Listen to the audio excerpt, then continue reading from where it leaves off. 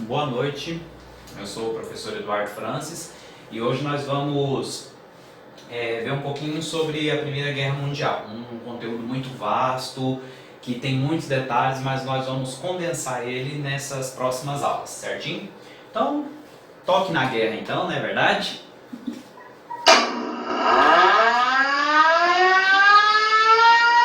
Primeira Guerra Mundial, 1914 a 1918. Quando estava próximo de uma guerra, essa sirene era tocada nos países europeus. 4 anos de guerra, que também são chamados de guerra das trincheiras, tá? Guerra das trincheiras porque era uma tática da guerra que se tinha, que eram grandes buracos cavados no solo, onde os soldados ficavam e onde era complicado o inimigo passar, né? Essa daqui é uma trincheira simples, mas nós temos trincheiras mais complexas, com arame farpado, com arame eletrocutado. Então, passar uma trincheira não era fácil, né? Teria que ter um tipo de tática e alguns instrumentos de guerra bem mais fortes para poder vencer esse daqui. Bom, nós vamos ver agora como que era a Europa antes da guerra, né? Se nós formos pegar um mapa da Europa hoje e formos comparar, nós vamos ver que a Alemanha tem um território um pouco menor, tá? Que a Áustria-Hungria, isso aqui são outros países, né? E aqui também é onde é o Império Russo, tem mais países, ou seja, uma configuração totalmente diferente do que nós temos hoje, tá? Então esse território, essa geografia aqui, não só territorial, vai mudar muito, tá? E nós vamos ver agora algumas causas para o conflito, né? Para que começasse essa guerra, né?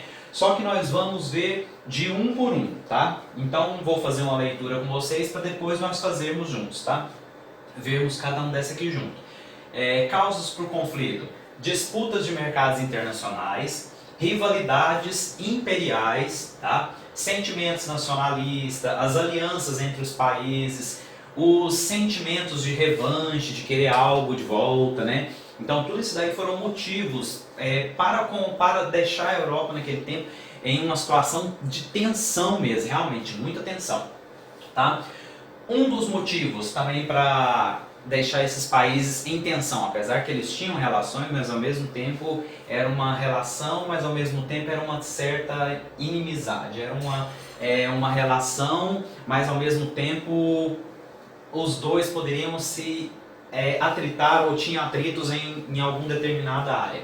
Por exemplo, nesse período aqui, a Alemanha e a Inglaterra são os países que mais estavam se destacando, né? E o inglês, por ter feito a Revolução Industrial, por ter surgido, né, ou ser realizado, que seja, na Inglaterra, né, conquistou espaços maiores, né, para venda. E a Alemanha também vai entrar na concorrência junto com a Alemanha, tá? Então vai ter uma certa rivalidade de quem vende mais, quem vende menos aí entre esses dois países que tinham passado pelo processo de revolução industrial, mas que estavam já no seu auge de desenvolvimento e de comércio também, tá? Outro motivo para o estopim dessa revolta aí, não o estopim, mas os motivos, né, foram vários, vai ser a disputa das colônias. Nesse período aí, né, os países europeus partilharam a África e a Ásia, e nós podemos ver que o Reino Unido, no caso, Inglaterra, pegou a maioria das possessões de terras, que são esses roxinhos, né?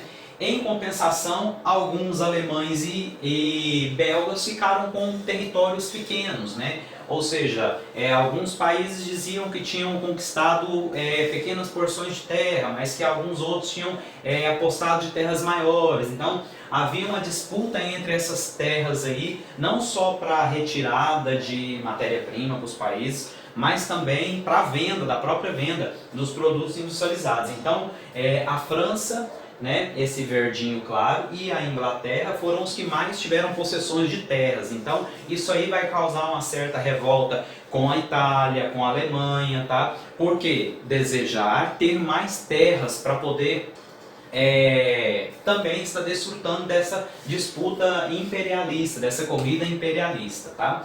Uma das causas.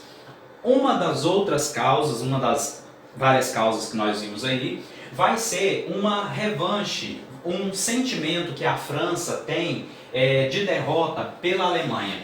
Esses dois países passaram por uma guerra em 1870 e o resultado dessa guerra foi o quê?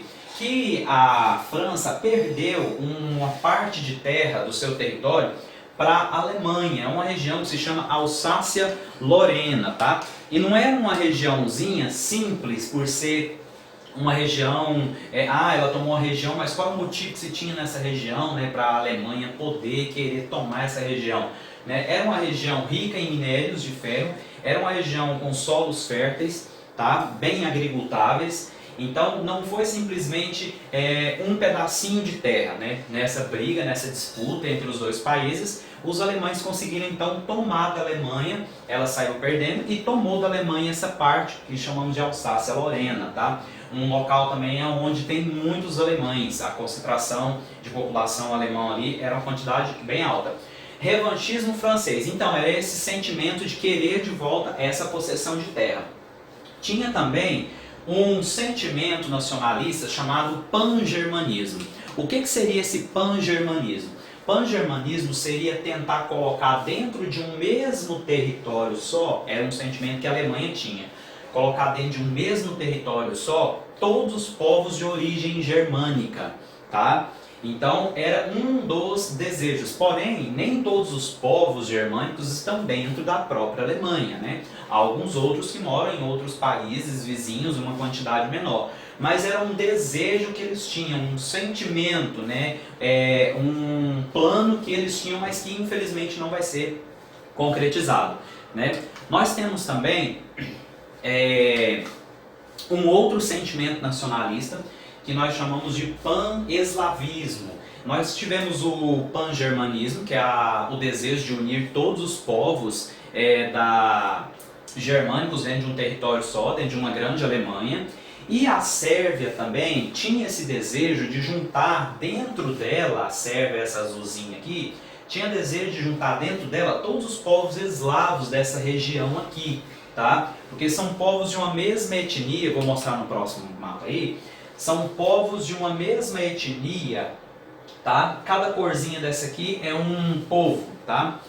Mas todos de origem eslava. E o que acontece? Esses povos de origem eslava, eles estavam distribuídos em vários países diferentes. E a Sérvia tinha um intuito, tinha um desejo, né, um plano de colocar todos eles dentro de um território só.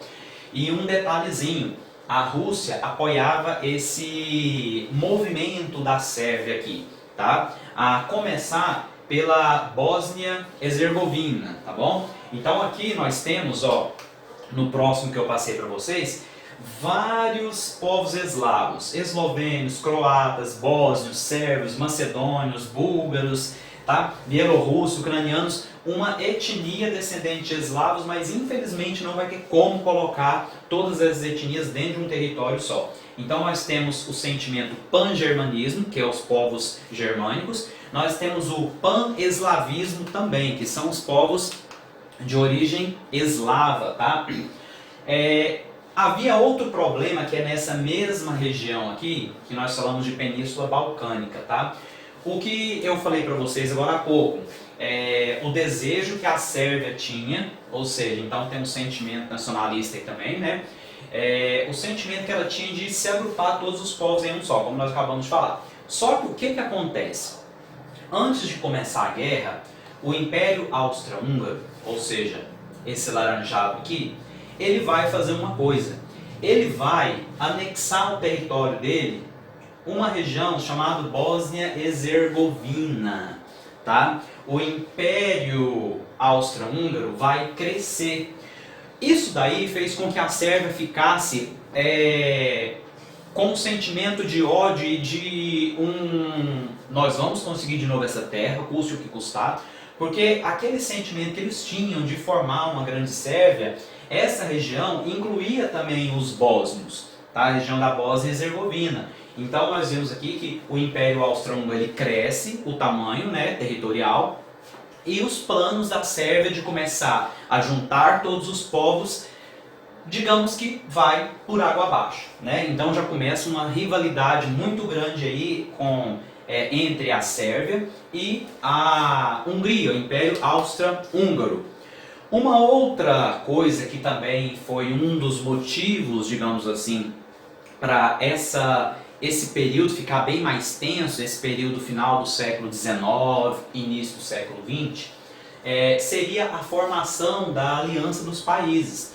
Nós sabemos que 3 países se agruparam em uma aliança, nós falamos Tríplice Aliança, que é a Alemanha, Hungria e a Itália, tá? Formaram esse bloco tanto para relações comerciais, como também para fins bélicos, né? E se nós formos olhar, muitas vezes a gente estuda a história e pensa assim, mas será que eles fizeram essa aliança antes da guerra ou será que foi no começo da guerra? Se nós formos observar, Tríplice Aliança, 1882, tá? Então essas alianças entre esses países aqui, elas estavam ainda no final do século XIX e começo do século XX. Então para vocês verem que a Segunda Guerra Mundial, a Primeira Guerra Mundial, desculpa, ela não começou assim do nada. Já havia um certo tempo que aquelas nações ali, elas estavam vivendo uma tal belle époque, né, em francês, e ao mesmo tempo estavam sofrendo uma tensão muito grande, ou seja, tinha vários conflitos entre esses países. Eles se davam bem, tinham algumas relações, porém alguns não tinham uma relação tão boa e isso foi criando uma certa tensão. Isso daqui também foi uma das causas para o conflito que nós temos aí conhecido como Primeira Guerra Mundial. Nós temos a Tríplice Aliança, que é formada pela Alemanha, pela Itália e pelo Império Austro-Húngaro, e nós temos também a Tríplice Entente, que é formado pela Rússia, pela França e pelo Reino Unido, né? Então nós temos aí todas as causas do conflito para que tivesse essa tensão muito grande na Europa. A disputa dos mercados, né, principalmente Alemanha e Inglaterra, as rivalidades para quem disputava e quem ficou mais prejudicado em questão de quantidade de terras nas colônias da África e na Ásia, né? Os sentimentos nacionalistas, ou seja, o pan-germanismo, o pan-eslavismo, tá? Os ressentimentos, igual aos franceses, com a questão da Alsácia-Lorena, tá? E a aliança entre os países, a questão balcânica também, onde engloba aquela parte da Sérvia, querer se formar a grande Sérvia, né? Tudo isso daí foi motivo para que aquela época, né, onde a Europa passava por um processo tanto na parte cultural quanto na parte econômica, um período épico, ou seja, um período, digamos, top, um período em um auge muito grande, né? Esse auge muito grande em todas as áreas, nas artes, ciência, desenvolvimento, economia, ele vai ser interrompido por essa guerra, tá? Até mesmo porque os países começam a se armar, porque já tinha-se então uma previsão que algo poderia acontecer.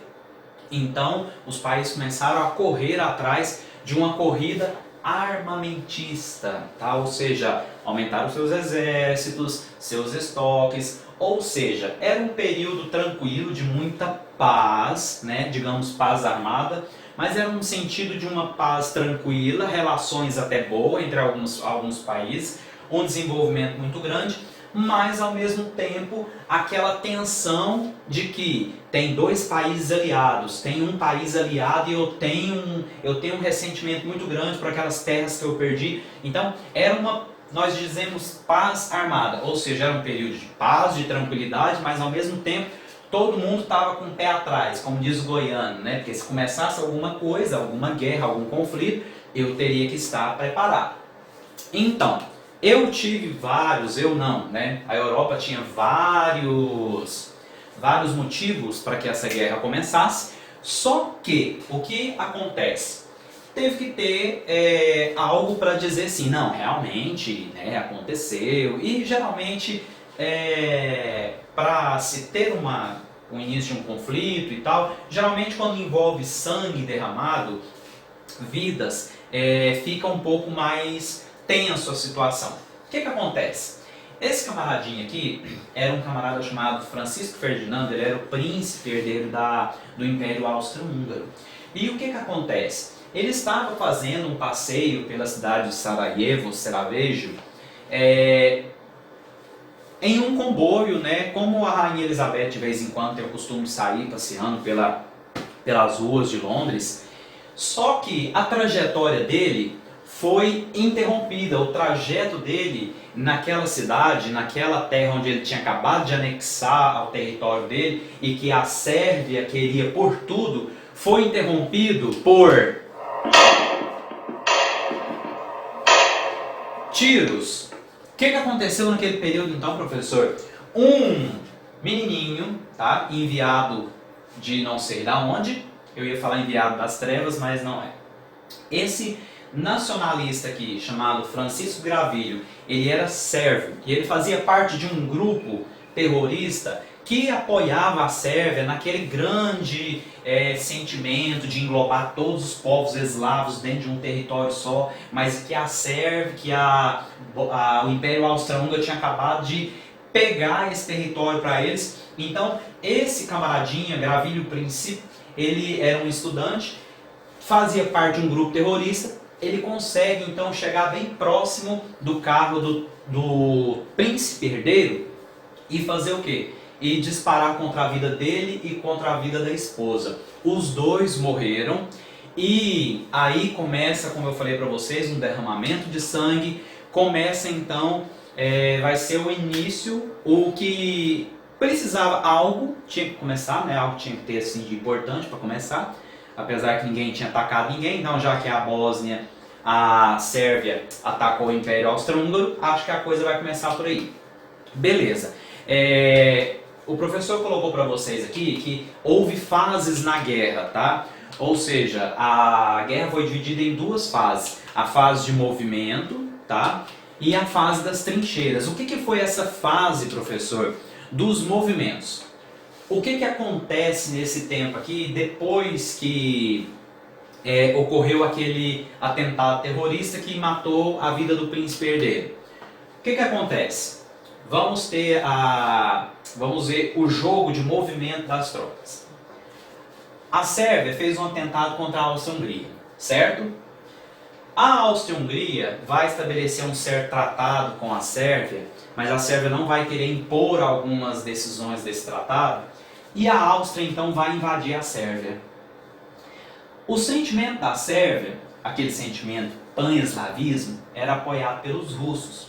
Aí o que acontece? Um probleminha que era entre dois países, a Rússia foi ajudar a Sérvia, porque a Rússia também tinha interesse nesses países aqui, tá, em sair machada para o mar Mediterrâneo.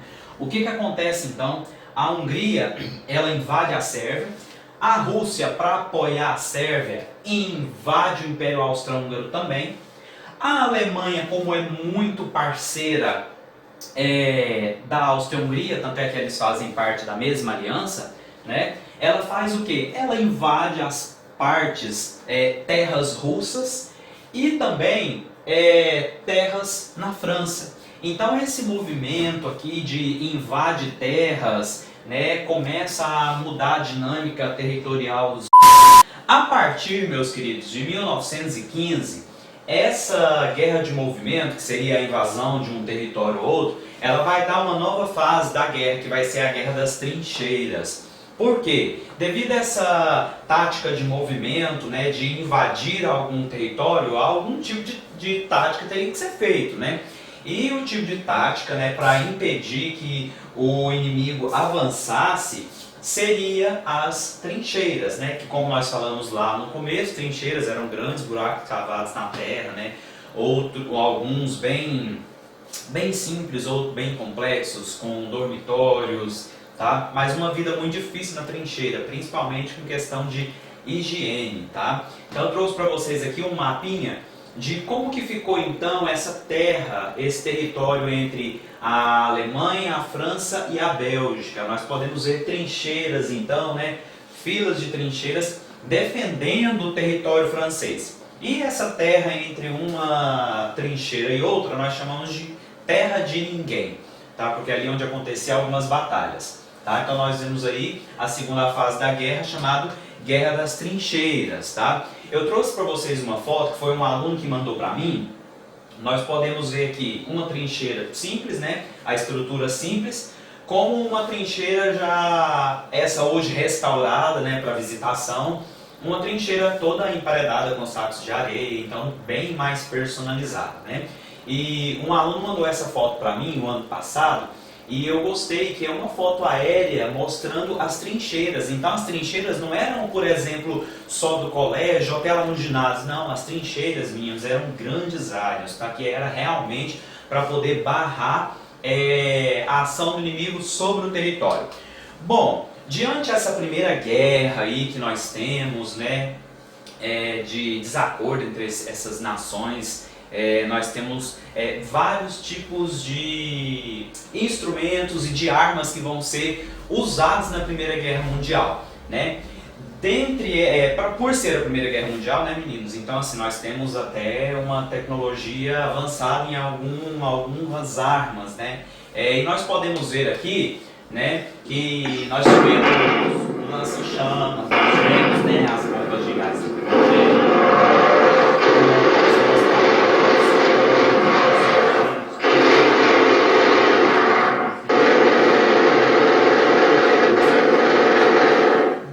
Então nós temos aqui, meus queridos, como era então, né, trincheiras, além das trincheiras, bimotores, metralhadoras, e mais no final da guerra vai entrar como aí uma nova arma de guerra, digamos assim, né? São os encoraçados e os aviões, né, biplanos que vão fazer os bombardeios aéreos aí, né? Então nós temos aí, e um período durante a guerra que foi essencial, né, para o país, e foi uma mudança na questão de, inclusive tropas, que nós vamos ver, que foi a saída da Rússia da Primeira Guerra Mundial. O que acontece? Nós voltarmos um pouquinho os assuntos já estudados nas outras aulas, nós vamos ver que dentro da Rússia se passava um conflito interno, né, onde o czar vai sair do poder, onde Lenin vai entrar e vai implantar o socialismo. Porém, dentro da Rússia já estava tendo um problema interno e mais o problema externo, né, por conta da guerra. Então, para não ficar tão desgastado assim, Lenin vai fazer um tratado no final de 1917 aí, ele vai começar já a organizar esse tratado para retirar as tropas russas, da guerra, até mesmo porque já estava muito dispendioso, gente. Um conflito dentro do seu território, um conflito fora, então era necessário concentrar as forças em um só problema. Então o que acontece? No final de 1917 e março de 1918, vai ser assinado então entre a Alemanha e entre a Rússia o Tratado de Brest-Litovsk, tá? A Rússia vai sair da guerra, vai deixar a França e a Inglaterra. Em contrapartida, ela vai ceder algumas terras do seu território para a Alemanha, onde futuramente vai se originar alguns países aí como a Polônia, como a Ucrânia, que nós vamos ver no final da guerra. A Rússia sai da guerra então, e toda essa frota, né, que tinha essa frente de batalha de soldados, que tinha a leste, né, da Alemanha, ela vai concentrar onde? Ela vai se concentrar a oeste, ou seja, ela vai em direção àquela barreira que nós vimos, do território francês e belga também, tá? Só que essa história vai mudar, então volta aqui de novo aquela guerra do movimento. Essa história vai mudar por quê, professor? Por que situação? É porque, na verdade, os Estados Unidos eles vão entrar na guerra, tá? E o que acontece com essa entrada na guerra aí? Os Estados Unidos, vale lembrar, gente, que foi um país que o território dele ele não foi danificado pela guerra, não sofreu nada a não ser lucrar bastante. Por quê?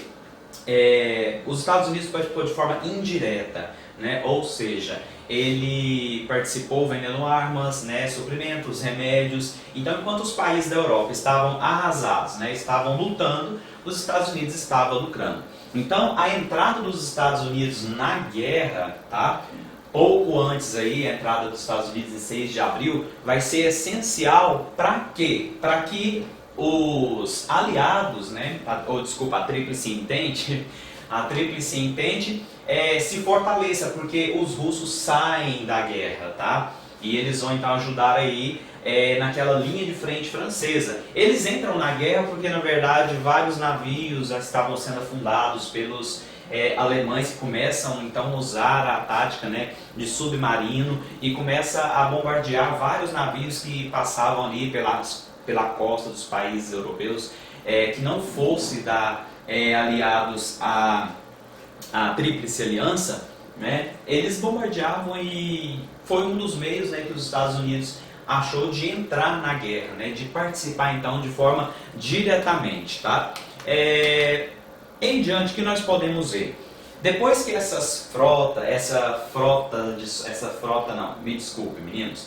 depois que esse contingente de soldados sai da região da Rússia, devido à saída dela da guerra, e vai em direção à França, isso aí vai causar um problema muito grande para as tropas da Tríplice Entente, tá? Porque eles vão chegar até a região de Paris, tá? Esse movimento aí em massa desse restante dessa tropa que estava indo em direção a oeste vai ser chamado de ofensiva de primavera. E o que nós temos nesse meio tempo aí? Nós temos então a entrada dos Estados Unidos, tá, na guerra, junto com a França e a Inglaterra. E o que acontece? Os Estados Unidos entram na guerra, alguns meses depois, nós podemos ver aqui, a entrada dele na guerra foi decisiva, porque na verdade os outros países já estavam desgastados em todos os sentidos, inclusive a Alemanha. Porém, ele tinha um contingente de um exército maior, mais armas, porque como eu falei agora há pouco, ele não tinha participado de forma diretamente da guerra, tá? Faz-se então ali uma guerra de aproximadamente 100 dias. Para quê, professor? Para combater então essa invasão que os alemães fizeram em direção ao território francês, tá? E depois então de aproximadamente 100 dias de conflito ali, o que acontece? Todos os países da Europa, né, exceto os Estados Unidos, eles já estavam desgastados pelo problema da guerra, né, tanto questão financeira, quanto questão população, quanto questão bélica, né, então estruturalmente também. O que se faz ali então, professor? Vai chegar um período da guerra em que vai estar tão detonado, digamos assim, os territórios e os países, que eles vão assinar um tratado chamado de Tratado de Copenhague, tá? Esse tratado, na verdade, foi um cessar-fogo, tá? Ou seja, ambas as partes vamos concordar para que dê uma pausa por aqui, porque nós não estamos aguentando. Então não havia cansaço e desgaste de um lado pela Tríplice Aliança e também pela Tríplice Entente, tá? O que acontece nesse meio tempo aí então? Dá um cessar-fogo, o Kaiser Guilherme, que era, digamos, o rei da Alemanha, né, do Império Alemão, chamado de Kaiser, ele vai abdicar o trono, ele vai renunciar, e na Alemanha vai ser implantado uma república agora, tá? E o que acontece? Em 1919 vai ser assinado então tão conhecido Tratado de Versalhes. Na verdade, faz-se aquele tratado de um armistício de guerra, que nós falamos assim, dá uma trégua na guerra. Porém, quem vai acabar saindo prejudicado em todo esse conflito e nessa pausa, digamos assim, vai ser a própria Alemanha, né? Porque vai se fazer esse tratado de Versalhes e várias coisas vão ser impostas à Alemanha, né? Nós podemos ver aí devolver terras, principalmente a Alsácia-Lorena, né, para a Alemanha, nós vamos ver aí uma quantidade de soldados que eles vão poder ter, eles vão ter também que devolver as terras que eram suas colônias na África, né? Então vai ser um período que, além de indenizar os países que perderam, então o Tratado de Versalhes, na verdade, ele acabou colocando a Alemanha, e o professor colocou alguns deles para vocês aqui, ele acabou colocando a Alemanha como culpada da guerra e como perdedora da guerra, né? Todos os lados estavam desgastados, fizeram aquele acordo, porém com o Tratado de Paz de Versalhes, vai fazer o quê? As sanções vão ser tão grandes para a Alemanha que dá-se a entender que ela foi culpada por toda a guerra, tá? Que ela foi culpada por todo o conflito. Não foi só a Alemanha que assinou o tratado lá não, todos os países, né, inclusive os países da Tríplice Aliança, eles vão sofrer alguns problemas também. Por exemplo, o Império Austro-Húngaro vai também ter um tratado de paz, e uma das coisas, um desses motivos, né, uma das causas, posso dizer causas? Não, eu digo um desses acordos, né, digamos assim, que tem nesse tratado de Saint-Germain, vai ser o quê? Vai ser a divisão do Império Austro-Húngaro em outros países. Então, depois da Primeira Guerra Mundial, aquela região que nós vimos, o Império Austro-Húngaro, vai sofrer uma transformação muito grande ali na questão territorial, porque vão surgir novos países ali, tá? Então, o que nós podemos ver, né? Quando acabou-se a guerra? O que se tinha na guerra, né? Antes da guerra e depois da guerra? Vamos analisar aqui. Então, antes da guerra, nós temos aí o território russo, né, bem maior, né, o território alemão também bem maior, da Áustria-Hungria até da Itália. E depois da Primeira Guerra Mundial, desculpa, meus queridos, nós vamos ver então o território da Alemanha um pouco reduzido, as terras devolvidas à Alsácia-Lorena, os novos países que surgiram do Império Austro-Húngaro, como Tchecoslováquia, Romênia, Iugoslávia, tá? Os novos países que surgiram, mas que na verdade foram as terras que a Rússia perdeu por ter saído da guerra. Então nós podemos ver que a geografia, né, territorial toda mudou, mas não só a geografia territorial, a geografia na parte da economia também. Os países vão entrar em um período de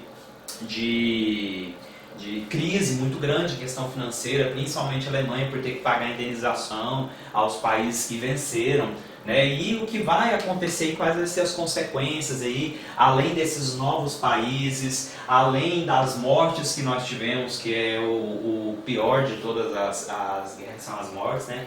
Vai ser a criação das Ligas das Nações, que futuramente vai dar-se origem à ONU, né?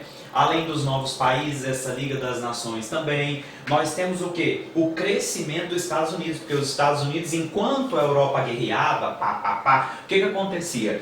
Enquanto ela guerreava, os Estados Unidos vendia e lucrava, e quando ele entrou no final da guerra, ele entrou com força total. A Inglaterra vai deixar de ser a potência mundial da época e os Estados Unidos vai crescer como potência mundial. Alguns anos depois, a guerra também vai dar origem a governos totalitários, tipo o nazismo e o fascismo, que nós vamos ver antes da Segunda Guerra Mundial. Tá? Meninos, então eu agradeço vocês pela presença, né, de todos aí que